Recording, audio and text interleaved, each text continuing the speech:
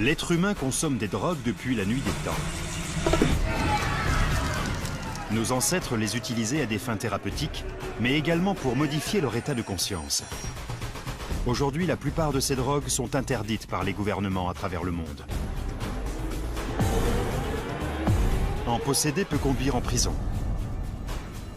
Pourtant, dans certaines sociétés, elles sont considérées comme acceptables, voire bonnes.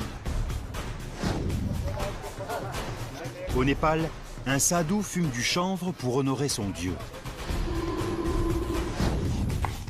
Au Venezuela, un jeune homme qui souhaite devenir chaman prend du yopo, un puissant hallucinogène.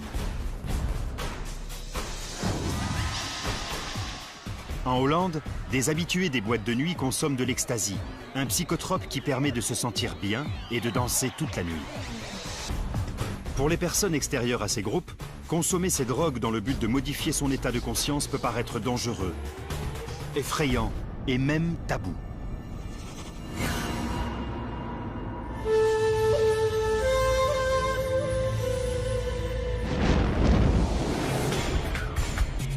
Il existe plusieurs types de drogues modifiant le psychisme.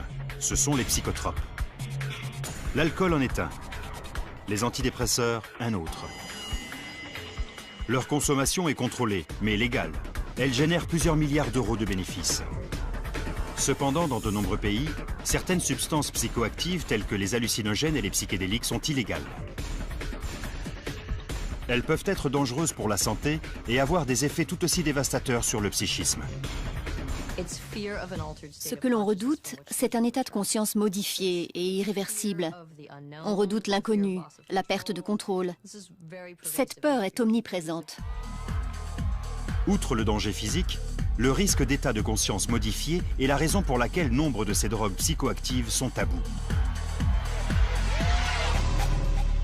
Mais dans certaines sociétés, ces changements profonds de l'état de conscience ne sont pas redoutés.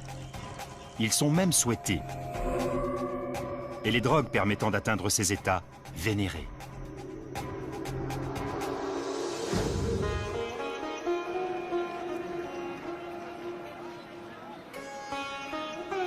À Katmandou, les pèlerins se rassemblent à l'occasion d'une fête religieuse parmi les plus sacrées. Ils viennent glorifier le dieu hindou Shiva par la prière, la méditation et la consommation de marijuana. Dans la plupart des sociétés, la marijuana est considérée comme une drogue illégale. Ici, à la fête de Shivaratri, elle est sacrée. C'est un don des dieux.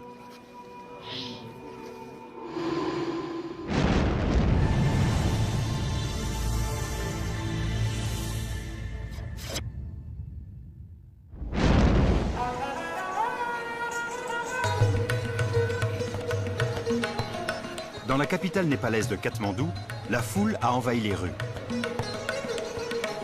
Elle se dirige en masse vers le temple de Pashupatinath, dédié à Shiva. Il est vieux de 1500 ans et c'est le lieu de pèlerinage le plus sacré de la ville. Shiva est l'un des 3 principaux dieux hindous. On raconte qu'il se cacha en ces lieux lors d'un conflit avec les 2 autres dieux.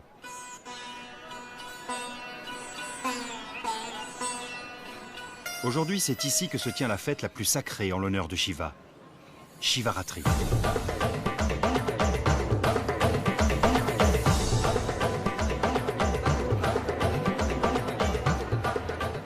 Plus de 100 000 hindous ont traversé le Népal et l'Inde à cette occasion.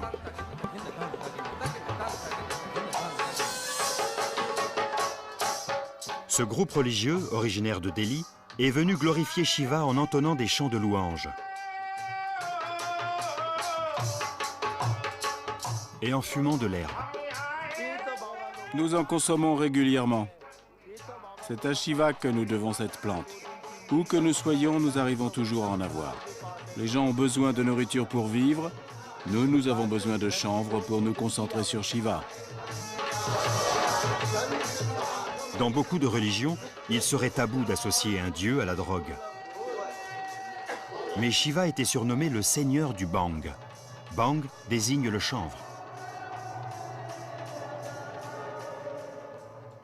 Shiva est souvent représenté les yeux mi-clos. Beaucoup disent que c'est un signe de méditation, mais pour d'autres, c'est un effet de l'herbe.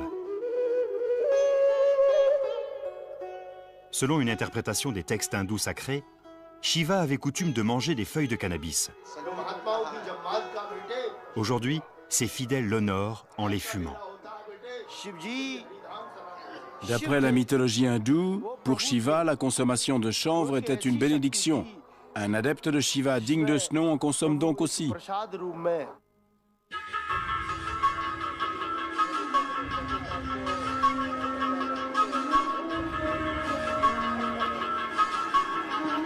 Lors de Shivaratri, les adeptes de Shiva sont partout. L'herbe est illégale au Népal et sa détention peut entraîner jusqu'à 1 mois de prison.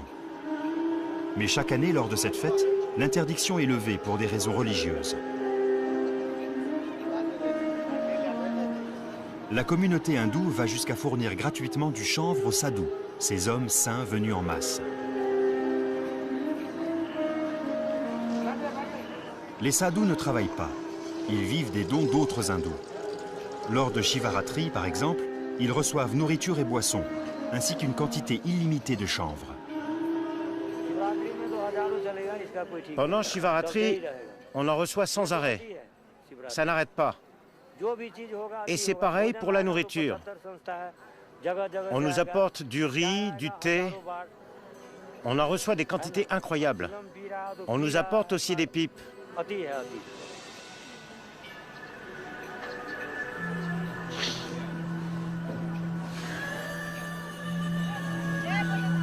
Les hindous croient qu'en échange de leurs dons, les sadhus expient les péchés de la communauté en menant une vie ascétique et austère.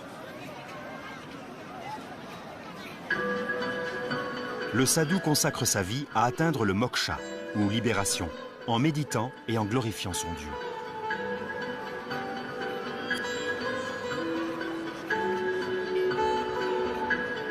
Voici Radhi Baba. C'est la mort de ses parents lorsqu'il était enfant qui l'a conduit à devenir sadhu. Ça fait 30 ans. Après le décès de mes parents, j'ai commencé à rechercher Dieu. Mon gourou m'a remis mon mantra et j'ai commencé à prier. Pour atteindre la moksha, les sadhus comme Radhi Baba rejettent toute forme de possession matérielle. Ils se couvrent d'un pagne, enduisent leur corps de cendres sacrées et le peignent avec de la pâte de santal.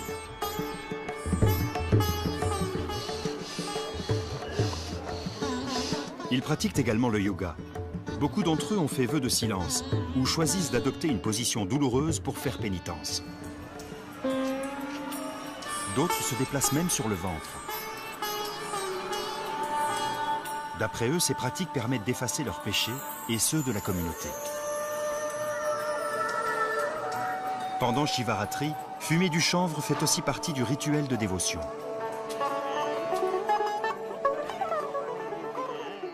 Fumer permet de faire disparaître des ressentis tels que le désir, la gourmandise ou la colère. Le chanvre procure détente et sérénité. Dieu occupe tout votre esprit. Pour Radhi Baba, la consommation de chanvre est un devoir religieux, pas un plaisir récréatif. Mais pourquoi les effets de l'herbe le rapprocheraient-ils de Dieu? La réponse se trouve peut-être dans l'une des 60 substances psychoactives que contient le cannabis. Fumée, elles se combinent entre elles et modifient l'état de conscience. Elles modifient votre jugement. Elles vous font faire des choses, décider des choses, voir des choses différemment de la manière dont vous le feriez habituellement. Elles peuvent donc avoir un impact sur vos décisions ou vos jugements. En fumant de la marijuana, le consommateur entre dans un état de conscience modifié.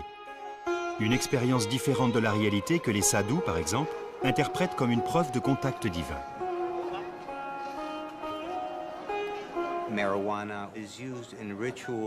La marijuana est utilisée lors des rituels en l'honneur de Shiva pour atteindre un niveau de conscience plus élevé, avoir des hallucinations, fuir l'individualité et ne faire plus qu'un avec Dieu. De telles drogues engendrent toute une variété de phénomènes psychiques et spirituels. Et c'est la raison pour laquelle on les autorise. On encourage même leur consommation. Si pour certains la consommation de chanvre s'apparente à un péché, Radhi Baba prétend au contraire qu'elle lui permet de suivre le droit chemin. En fumant, vous prenez conscience que le monde entier court après le désir, la colère, la gourmandise et l'amour. Le chanvre vous permet de vous en détacher.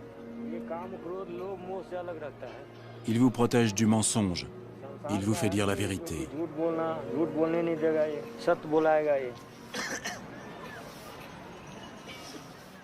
Si pour les sadhus comme Radhi Baba, fumer du chanvre est un rituel religieux, sa consommation régulière peut avoir de graves conséquences sur la santé. Des études montrent qu'il a un effet sur la mémoire et l'apprentissage. Il peut aussi entraîner des troubles psychologiques de longue durée. Des médecins népalais menant une étude sur les sadhus ont découvert que la consommation d'herbes pouvait également provoquer des maladies respiratoires. Au départ, pendant les 5 à 10 premières années, ils n'ont pas de problème de santé particulier. Mais au bout d'une dizaine d'années, ils viennent consulter pour une bronchopneumopathie chronique obstructive ou une infection récurrente des voies respiratoires. En général, leur état de santé est plus fragile. Dans la plupart des pays, les autorités ont prohibé la marijuana à cause du danger mental et physique qu'elle représente. Aux États-Unis, elle n'a été interdite qu'en 1937. Aujourd'hui, c'est la drogue illicite la plus consommée à travers le pays. Près de 15 millions d'arrestations pour infractions liées à la marijuana ont été constatées aux États-Unis depuis 1970. Au cours de la seule année 2006, 800 000 personnes ont été arrêtées. C'est plus que le nombre total d'arrestations pour crimes et délits graves.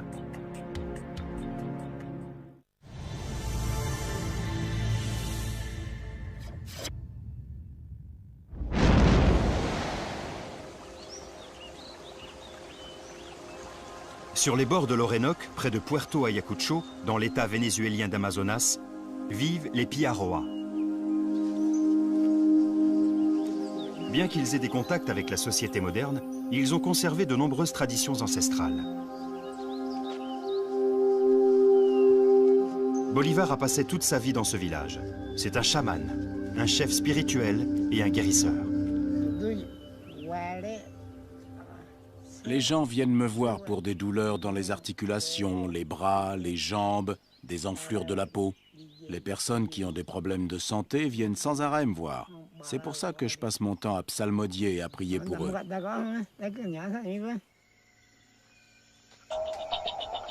Aujourd'hui, Bolivar doit soigner un jeune garçon présentant des signes de malaria.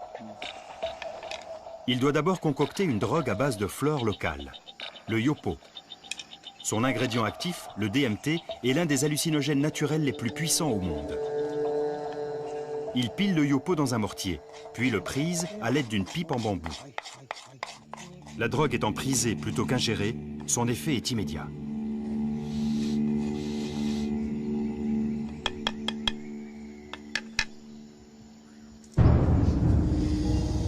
D'après Bolivar, elle lui donne le pouvoir de guérir. Lorsque je prends du yopo, je vois les dieux et les déesses. Et ils me disent quel traitement adopter. C'est alors moi, le chaman, qui transmet au patient le traitement et les pouvoirs dont il a besoin.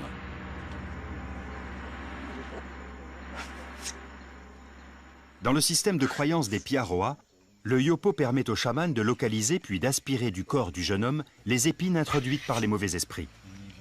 C'est seulement en lui retirant ces épines qu'il recouvrira la santé.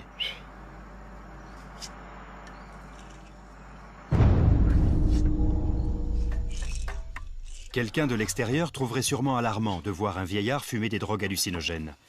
Mais pour les Piaroa, le fait que Bolivar soit capable d'utiliser le pouvoir guérisseur des esprits en consommant du yopo est un atout considérable. Le chaman semble être le professionnel le plus ancien de la préhistoire.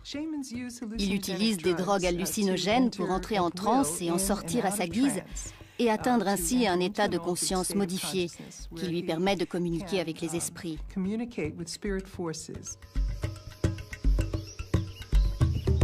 Un groupe de jeunes gens venus rejoindre Bolivar fume du tabac devant sa hutte.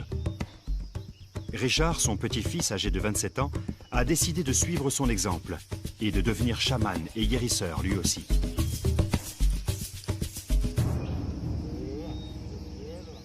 Je veux savoir. Je veux avoir les mêmes connaissances que mon grand-père. Je veux apprendre. Le processus d'initiation peut prendre plusieurs années. Aujourd'hui, il va devoir priser du yopo et supporter les piqûres des fourmis géantes de la forêt.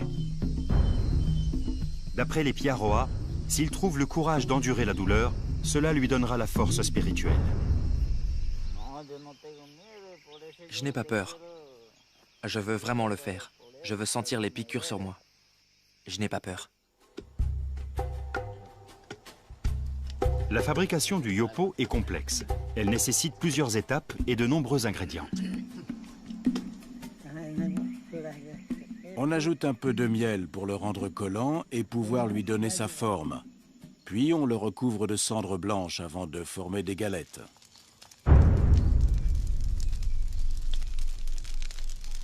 Le yopo n'est guère utilisé ailleurs que dans son environnement naturel. Mais son ingrédient actif, le DMT, est bien connu des scientifiques. C'est une substance chimique produite par le cerveau humain.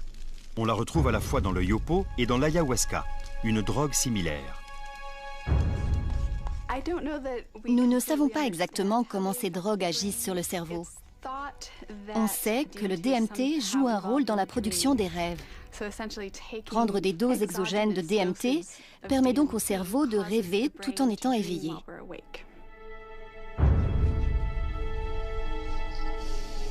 Suivant les instructions de Bolivar, Richard prise la préparation hallucinogène.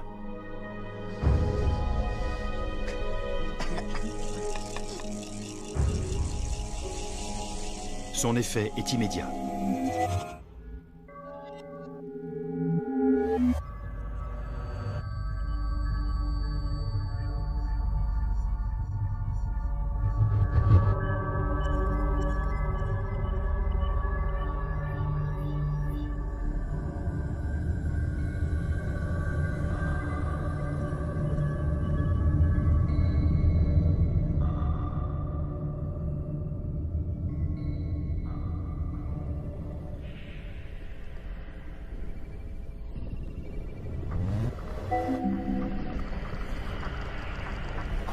Pour beaucoup, avoir une hallucination peut paraître effrayant.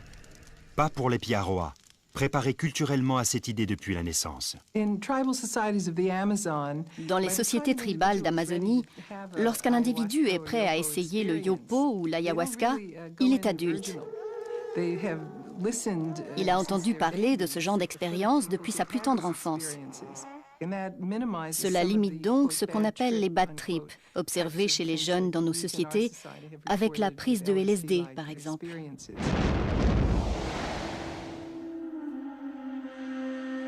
Le LSD est un hallucinogène de synthèse devenu populaire parmi la jeunesse occidentale dans les années 60. Après la parution de rapports faisant état de troubles mentaux causés par le LSD, il est interdit à la fin des années 60. D'après les spécialistes, d'autres hallucinogènes tels que le yopo sont tout aussi dangereux lorsqu'ils sont consommés de manière récréative. Un consommateur occasionnel n'est pas préparé, comme l'est le chaman, à voir les esprits et les alliés. Sa chimie cérébrale subit purement et simplement une altération, sans apport d'informations additionnelles.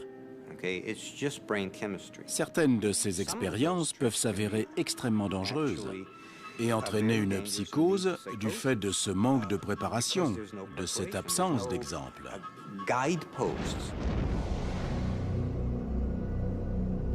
Presque partout, le yopo est considéré comme une drogue taboue.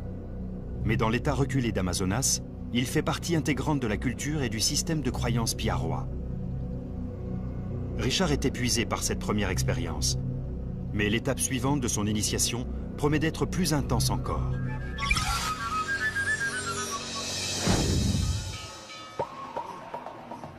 Au temple de Pashupatinath, à Katmandou, au Népal, la fête de Shivaratri bat son plein.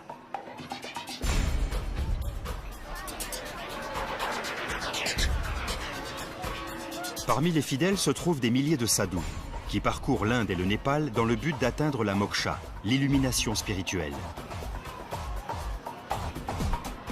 En ce jour de fête, leur consommation de chanvre est démesurée, car selon eux, elle leur permet de se rapprocher du dieu Shiva. Pendant Shivaratri, on fume énormément de chanvre. C'est le seul jour où on a le droit. Les gens en abusent dans le but de s'enivrer. Demain matin, le calme sera revenu. Il n'y aura plus personne par ici.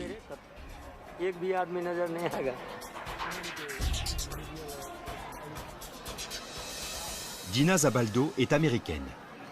Cette ancienne volontaire du corps de la paix au Népal est venue assister aux festivités.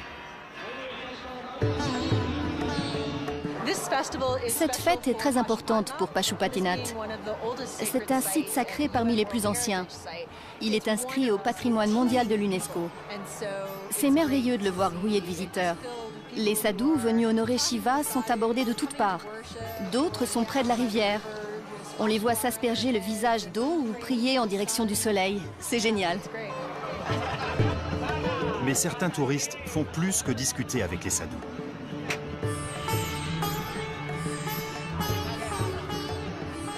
Dina a décidé de fumer du chanvre en ce jour spécial de l'année.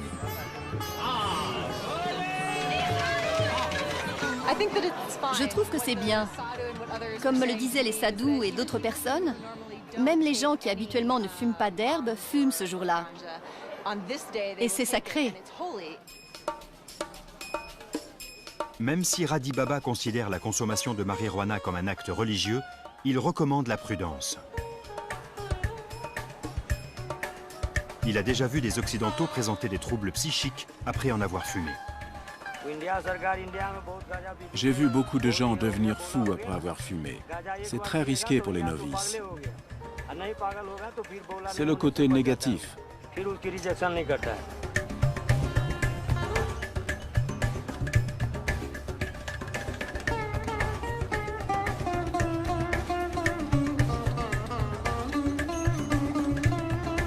Si Radhi Baba reconnaît le danger potentiel de l'herbe, d'après lui, d'autres sociétés autorisent une drogue tout aussi nocive, l'alcool.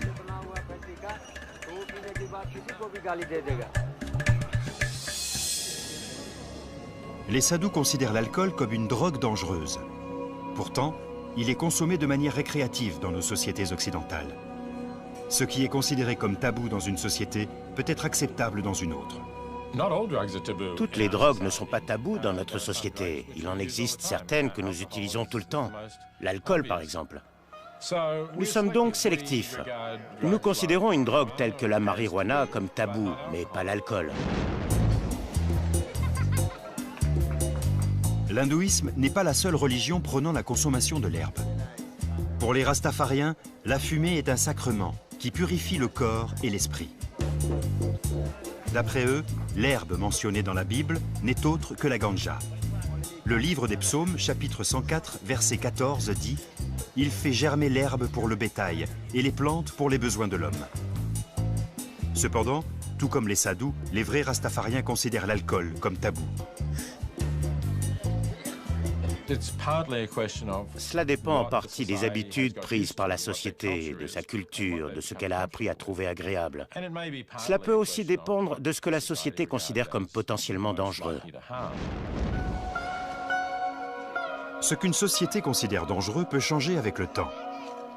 Pendant plusieurs milliers d'années, le cannabis a été considéré comme ayant des vertus thérapeutiques. Encore aujourd'hui, certains spécialistes estiment qu'il peut soulager les douleurs de personnes souffrant de sclérose en plaques ou de cancer, sans aucun danger.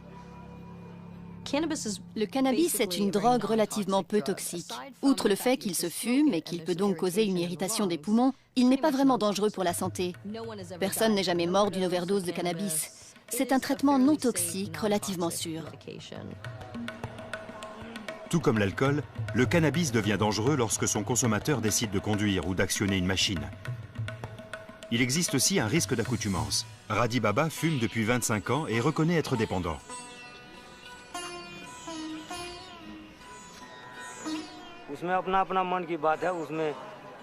Le chanvre entraîne une forte addiction.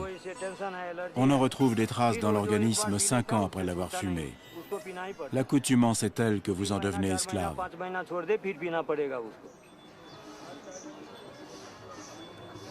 La dépendance à la marijuana peut entraîner un comportement asocial, surtout lorsque, comme au Népal, la variété la plus fumée est l'indica. Le cannabis indica a tendance à rendre plus somnolent. Il vous donne envie de vous coucher ou vous empêche carrément de vous lever de votre canapé si vous prenez une dose trop forte. Il existe d'ailleurs une variété appelée wheelchair, fauteuil roulant en anglais. Ça vous donne une idée de l'état dans lequel elle peut vous mettre. Dans la culture hindoue, ces ermites qui rejettent travail et famille, vivent en marge de la société et fument de l'herbe, sont souvent considérés comme des saints. De par leur mode de vie ascétique, ils sont censés expier les péchés de la communauté tout entière. Mais aux yeux de sociétés plus laïques, axées sur le travail, ils peuvent aussi passer pour des marginaux devenus improductifs de par leur consommation de drogue. Les drogues illicites.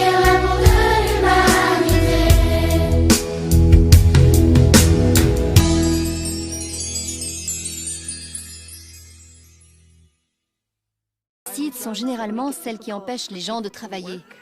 Cela concerne en particulier le travail à l'usine, les affaires, les métiers liés au capitalisme. Pour les sadhus, ni le capitalisme de consommation, ni le fait que la marijuana puisse les empêcher de travailler ne sont un problème. En fait, fuir cette foire d'empoigne est précisément leur objectif. Ce monde est source de chagrin plutôt que de joie. Il apporte tension et tristesse. Il est préférable de s'en éloigner. Bien que nous en fassions partie, nous vivons en marge de lui. Alors que le soleil se couche, Radhi Baba se prépare pour une nuit de jeûne et de prière.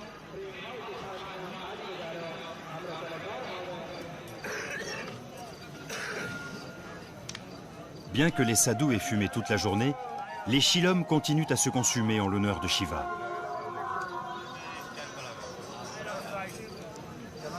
Finalement, les sadhus s'endorment les uns après les autres, épuisés par cette journée marathon. Dans la plupart des sociétés, cette forme de culte et de dévotion serait impensable.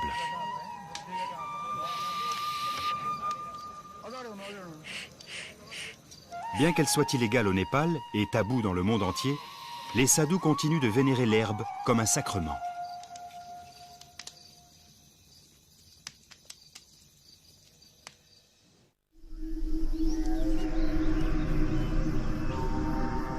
Dans la forêt amazonienne, Julio, un Indien Piaroa, ramasse des fourmis en vue d'un rituel d'initiation chamanique.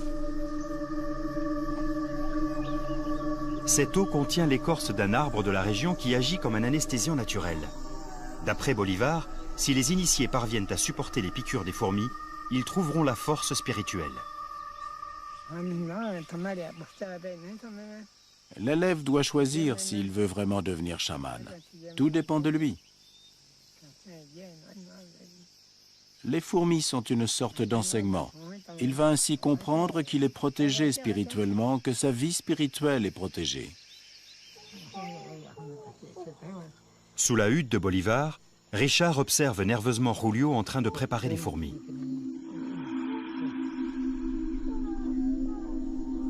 Une fois prête, cette natte à fourmis sera appliquée sur le corps de Richard.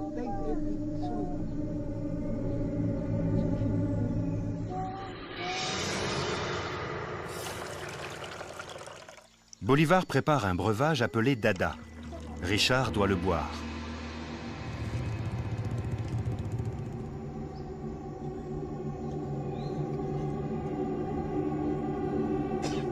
Tout comme le capi qu'ils ont bu un peu plus tôt, le Dada est fabriqué à partir d'une plante de la région.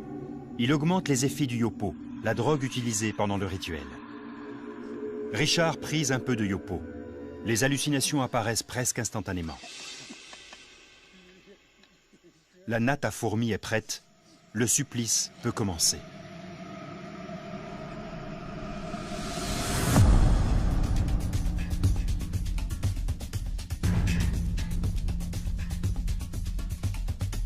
L'effet anesthésiant de l'écorce s'est dissipé. Les fourmis, à présent réveillées, piquent Richard sur tout le corps, et même la bouche. Tout comme les abeilles, ces fourmis sont pourvues d'un dard au niveau de l'abdomen.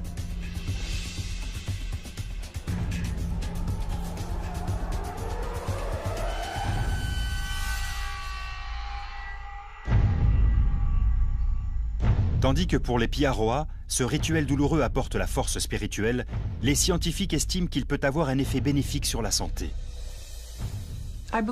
Pour moi, l'utilisation de ces fourmis piquantes est en rapport avec le fait que les apiculteurs d'Amérique souffrent très rarement d'arthrite ou de polyarthrite chronique évolutive.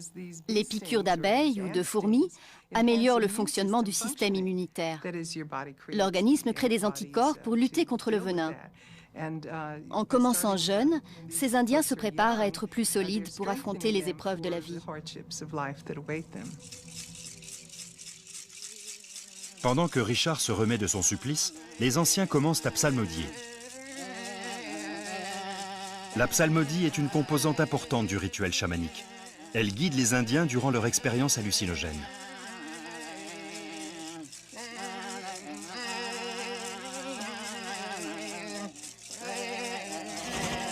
Richard semble soucieux. On sait qu'un hallucinogène tel que le yopo peut provoquer des troubles psychologiques et mentaux latents. Beaucoup le considèrent d'ailleurs comme une drogue dangereuse. En Occident, on a tendance à considérer ces plantes hallucinogènes comme faisant partie des drogues dures, au même titre que l'héroïne, la morphine, la cocaïne, les amphétamines, avec tous les aspects négatifs que cela comporte. Mais pour les Piaroa, les effets psychologiques du yopo sont la clé qui permet d'ouvrir les portes du monde spirituel. Le jeu en vaut donc la chandelle. Ce dont nous parlons ici en tant qu'anthropologues, c'est du fait que chaque société utilise les psychotechnologies qu'elle a à sa disposition pour survivre dans son propre environnement. Ces drogues ont parfois un effet très positif, parfois un effet négatif. Nous devons donc prendre en compte le contexte dans lequel elles sont utilisées. Richard se remet rapidement. Grâce au conseil des chamans, il retrouve son équilibre. Il vient de faire ses premiers pas pour devenir chaman.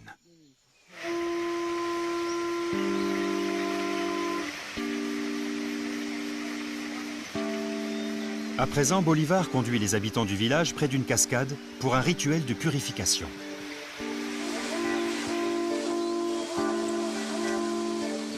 Les effets négatifs du yopo semblent avoir été de courte durée.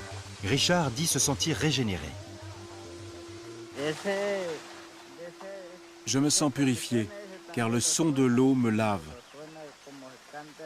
C'est comme le chant du chaman. Il me purifie. Dans la plupart des sociétés, il serait impensable d'utiliser une drogue hallucinogène pour guérir ou entrer en contact avec les esprits. Mais chez les Piaroa, ces pouvoirs confèrent au yopo une valeur inestimable. Si Richard poursuit sa voie vers le chamanisme, il continuera à prendre du yopo jusqu'à ce qu'il apprenne à en maîtriser les effets. Il l'utilisera alors pour entrer en contact avec les esprits et guérir.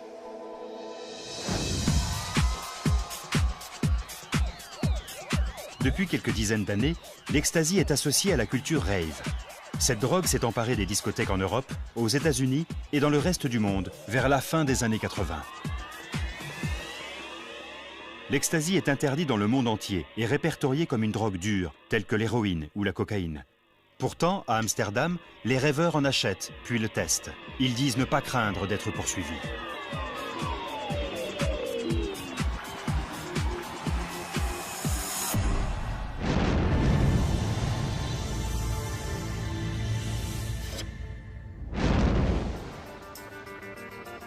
Amsterdam est célèbre pour ses canaux et ses bicyclettes. Plus de 4 millions de touristes la visitent chaque année. Le jour, Amsterdam est une charmante capitale européenne, faite de ruelles historiques et de voies navigables. Mais la nuit, Amsterdam se métamorphose en ville exotique et taboue. Ici, la prostitution est légale et le tristement célèbre quartier rouge attire de nombreux touristes.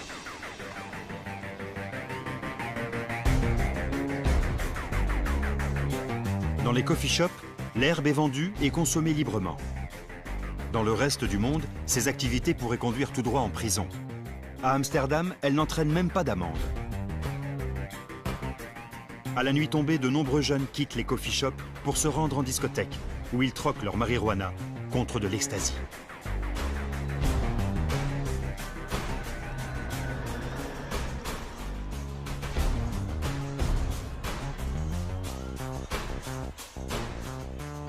Cette jeune femme souhaite conserver l'anonymat, mais a accepté d'être suivie par le docteur Andy Parrott, qui recueille des informations sur les consommateurs d'ecstasy depuis plus de 15 ans. Pouvez-vous nous dire ce que vous avez pris ce soir et quand vous l'avez pris? J'ai pris un peu plus de la moitié d'un comprimé. Enfin, la moitié d'un comprimé, ou un peu moins de la moitié. Je l'ai pris vers 21h15. Son état de conscience est modifié. Les habitués parlent d'une humeur très câline. Certaines personnes, sous l'effet de l'ecstasy, vivent une expérience très positive qu'elles décrivent en termes spirituels. La MDMA a un effet tellement puissant que les consommateurs d'ecstasy se montrent extrêmement chaleureux envers les gens, d'où son surnom de pilule de l'amour. Que vous inspire le monde à cet instant précis? C'est un endroit sympa? Oui, j'aimerais qu'il soit toujours comme ça. Je crois que c'est la raison pour laquelle la plupart des gens prennent de l'ecstasy. Ils veulent se sentir bien dans ce monde. Mais qu'a pris cette jeune femme exactement? L'ingrédient actif de l'ecstasy est la méthylène dioxyméthylamphétamine, ou MDMA.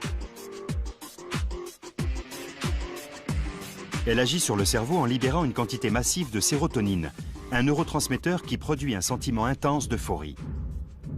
Avant son interdiction dans les années 80, l'ecstasy était considéré comme un remède miracle dans certains milieux thérapeutiques. L'ecstasy semble faciliter les contacts. Chez de nombreux consommateurs, on constate un besoin accru de discuter, d'établir des relations. C'est pour cette raison que son utilisation est si intéressante en psychothérapie. Pour ses défenseurs, il est particulièrement efficace lors d'un stress post-traumatique. Généralement, en psychothérapie, lorsqu'on a affaire à un traumatisme, le sujet est difficile à aborder. Il faut creuser pour arriver là où ça fait vraiment mal. La MDMA permet aux patients d'être moins méfiants, de s'ouvrir. C'est comme s'ils se retrouvaient dans une maison où les lumières sont allumées et les portes ouvertes, et qu'ils pouvaient en explorer les moindres recoins.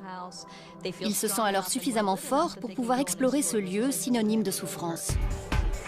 Adopté par les habitués des boîtes de nuit, l'ecstasy est à l'origine de la culture rave qui a répandu la house music et les drogues dures à travers l'Europe et l'Amérique. En 1985, alors que des accidents mortels commencent à faire les gros titres, l'ecstasy est interdit sur les deux continents.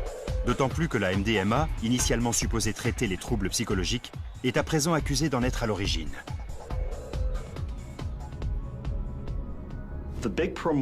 La MDMA va agir de manière positive sur l'humeur pendant quelques heures.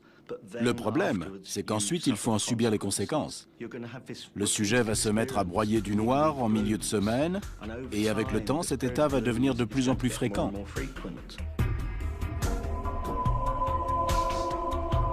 Pour le consommateur régulier, ce début de dépression est parfois aggravé par un effet bien moins planant de l'ecstasy.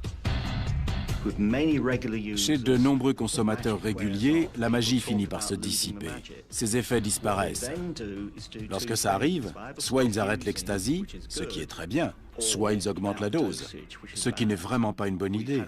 Certaines personnes prennent jusqu'à 20 ou 25 comprimés. Elles courent alors un véritable danger. La consommation d'ecstasy peut être mortelle, bien qu'elle soit rare, d'après les statistiques. Environ 2 décès pour 100 000, alors que l'alcool en cause 50, et la cigarette 400. Les dommages cérébraux constituent le danger principal lié à la consommation régulière. Parmi les symptômes, dépression, paranoïa et troubles de la mémoire. Les autorités hollandaises ont interdit l'ecstasy, afin de s'aligner sur les autres gouvernements européens et sur les États-Unis. Pourtant, malgré ces actions, les Pays-Bas ont la réputation d'être laxistes en matière de drogue. Une image contestée par les procureurs hollandais, parmi lesquels Anneke Vesten. Les Pays-Bas passent pour être trop tolérants en matière de drogue. Il existerait de nombreuses drogues, y compris des drogues dures, légales dans notre pays. Ce n'est pas vrai et cela ne l'a jamais été. Pourtant, il y a bien une origine à cette confusion quant à leur politique en matière de drogue. Les coffee shops. Bien qu'ils ne peuvent pas vendre d'alcool, les coffee shops ont le droit de vendre des petites quantités d'herbe. Elle est vendue comme le thé ou le café et le client peut la goûter sur place. Bien qu'elle soit fumée ouvertement dans ces établissements et classée comme des drogues douces, l'herbe est illégale aux Pays-Bas. Les personnes qui cultivent de la marijuana sont poursuivies en justice. Les personnes qui vendent des quantités importantes de drogue douce le sont également. En revanche, une personne qui achète un joint ou une petite quantité d'herbe ne sera pas poursuivie. En autorisant la population à consommer de petites quantités d'herbe en lieu sûr, les autorités hollandaises cherchent à isoler et contenir des drogues dures telles que la cocaïne ou l'héroïne. Cette mesure s'applique dans le cadre d'une politique de réduction des risques. Bien que controversée, cette illustration du pragmatisme hollandais est une réussite selon certains. Les Hollandais sont très pragmatiques. En autorisant la consommation de drogue douce et en laissant les gens fumer du cannabis dans les coffee shops, ils ont fini par avoir moins de problèmes avec les drogues dures. La dépendance à la cocaïne et à l'héroïne est moins fréquente chez eux. Et ils ont moins de problèmes que nous avec la méthamphétamine et le crack. Qu'en est-il de l'ecstasy? Comme le souligne Anneke Vesten, la loi hollandaise la considère comme une drogue dure. L'ecstasy est aussi connue sous le nom de MDMA. Qu'elle soit sous forme de comprimé ou de poudre, tout ce qui contient de la MDMA est illégal aux Pays-Bas. Elle figure sur la liste des drogues dures et les peines encourues pour des infractions liées à l'ecstasy sont aussi lourdes que pour la cocaïne ou l'héroïne.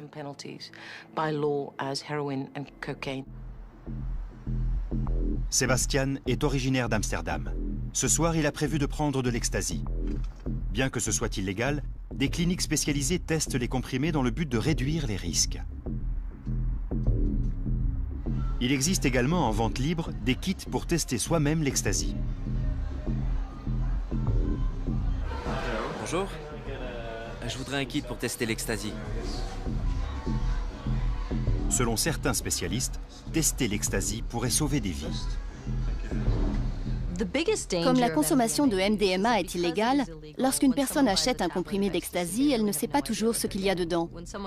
Lorsqu'elle l'achète en discothèque ou lors d'une rave party, ça peut être de la MDMA, mais ça peut être aussi une autre substance chimique, voire un mélange de différentes substances. En testant les comprimés qu'il achète, Sébastien peut s'assurer qu'ils contiennent bien de la MDMA et pas une drogue plus toxique telle que la kétamine ou le GHB. D'après lui, ingérer de l'ecstasy est plus sûr à Amsterdam qu'aux États-Unis, où sa consommation est plus taboue. Que l'ecstasy soit tabou pour les Américains, d'un côté, je peux le comprendre. Mais ici, on a davantage conscience de ce que l'on fait et des dangers que l'on court. Pour Sébastien, avoir conscience des choses est important. Et consommer de l'ecstasy est un risque calculé qu'il est prêt à prendre. Lui et son ami Jim ont déjà avalé leur comprimé. Ils se dirigent vers une discothèque avant qu'il ne commence à faire effet.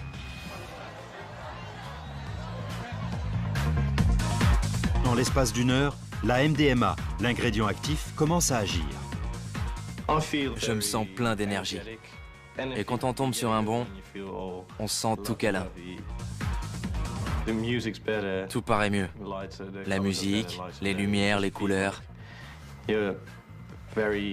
On se sent super heureux. Sébastien se croit hors de danger et responsable parce qu'il teste son ecstasy. Mais tout n'est pas si rose. Le côté positif, c'est qu'il va se sentir euphorique et très chaleureux avec ses amis. Le côté négatif, c'est que son état est fragile. Si les choses tournent mal, elles peuvent être graves. Ce sont les effets métaboliques importants de l'ecstasy qui lui font courir un risque immédiat.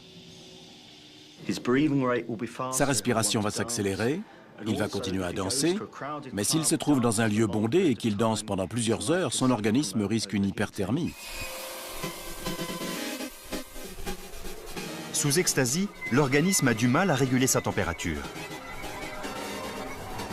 L'ecstasy provoque aussi une rétention d'eau. Lors d'une rave party, ces deux facteurs associés peuvent entraîner un coup de chaleur, voire la mort. Les gens s'imaginent qu'ils doivent boire beaucoup d'eau lorsqu'ils prennent de l'ecstasy. Le problème, c'est que boire trop d'eau peut être dangereux. De plus, la diminution du taux de sodium dans le sang peut entraîner une attaque, un coma ou la mort. Le nombre d'accidents mortels dus à la consommation d'ecstasy peut paraître peu élevé, comparé à celui causé par d'autres drogues récréatives. Pour le docteur Parrott, c'est une consommation régulière, susceptible d'entraîner une maladie mentale qui constitue le véritable danger. Les effets positifs de l'ecstasy sont de courte durée. Très vite, le consommateur va les voir se dissiper au profit d'effets négatifs, finalement plus nombreux. Il est donc impératif qu'il apprenne à profiter de la vie sans avoir recours à la drogue. S'il continue à prendre de l'ecstasy, le consommateur risque un dommage cérébral irrémédiable. Lorsque les effets de l'ecstasy se dissipent, les habitués des boîtes de nuit, comme Jim et Sébastien, ont le choix. Affronter la vie comme elle se présente sans ecstasy ou risquer de graves problèmes de santé.